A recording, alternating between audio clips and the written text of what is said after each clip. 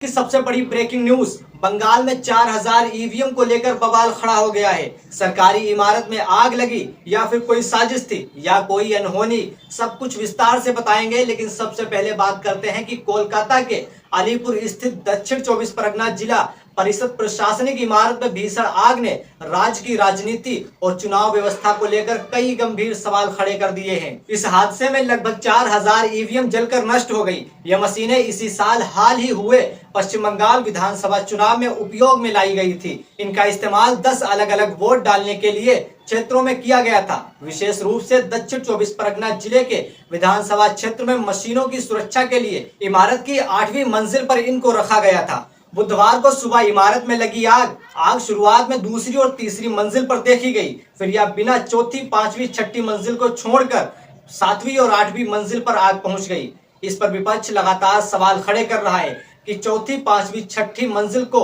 नुकसान न पहुंचाकर जिस पर मशीनें रखी थी उसी पर आग क्यों पहुंच गई। आगे बढ़ने से पहले बता दें कि केवल ईवीएम मशीनें ही नहीं बल्कि प्रशासनिक रिकॉर्ड और अन्य सरकारी बुनियादी ढांचे भी नष्ट हो गए हैं। आग इतनी भीषण थी कि फायर ब्रिगेड की 10 से अधिक गाड़ियों को आग पर काबू पाने के लिए 24 घंटे से भी ज्यादा का समय लगा। कूलिंग ऑपरेशन को पूरा होने में तकरीबन 24 घंटे लगे।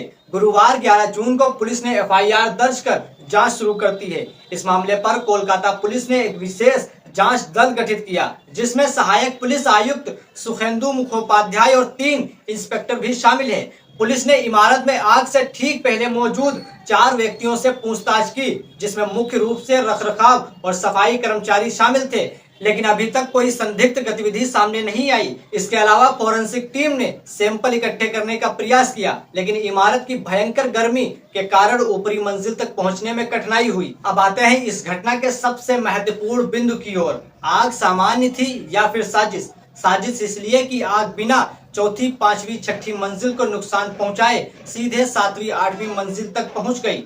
पश्चिम बंगाल के मंत्री केशव चौधरी ने घटना स्थल का दौरा करने के बाद कहा, क्या एक सामान्य आग नहीं लगती है? हम जांच कर रहे हैं कि क्या कोई साजिश थी। स्पष्ट नहीं है कि आग 9वीं और 10वीं मंजिल तक कैसे पहुंची। उनके अनुसार आग कैसे कुछ मध्य मंजिलों को छोड़कर ऊपरी मंजिलों तक पहुंच सकती है। इससे साफ तौर पर जानबूझकर आग लगाई गई जैसी संभावनाएं लगती हैं। वहीं टीएमसी ने आधिकारिक बयान में इसे एक रहस्यमयी घटना और लोकतांत्रिक के साथ छेड़छाड़ के बाद सबूत को गायब करने का सही तरीका बताया। टीएमसी ने सवाल उठाया कि यह सिर्फ एक घटना नहीं है, यह लोकतंत्र के साथ छेड़छाड़ के बाद सबूतों को गायब करने की साजिश है। पार्टी प्रवक्ता कृष्णानु मोइत्रा ने कहा कि ईवीएम का नष्ट होना सीधे तौर पर बीजेपी को फायदा पहुंचाता है, क्योंकि इससे विवादित सीटों पर दोबारा मतगणना या न्यायिक सत्यापन की संभावना खत्म हो जाती है। कांग्रेस नेता पवन खेड़े ने गंभीर चिंता जताई। उन्होंने चुनाव आयोग से इस पर पूरे मामले पर तत्काल स्पष्टीकरण और जवाब देने की मांग की। यह मामला इसलिए भी महत्वपूर्ण माना जा रहा है क्योंकि पश्चिम बंगाल की विधानसभा चुनाव के बाद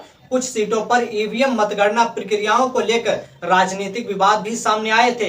ऐसे में हजारों मशीनों का नष्ट होना राजनीतिक बहस और भी तेज कर सकता है। फिलहाल पूरी देश की नजरें जांच एजेंसियां और चुनाव आयोग की रिपोर्टों पर हैं, जिससे स्पष्ट हो सके कि यह दुर्घटना थी या इसके पीछे कोई अन्य कारण था। फिलहाल आज के लिए इतना ही। फिर मिलते हैं नई और महत्वपूर्ण खबरों के साथ। बने रहिए हमारे साथ।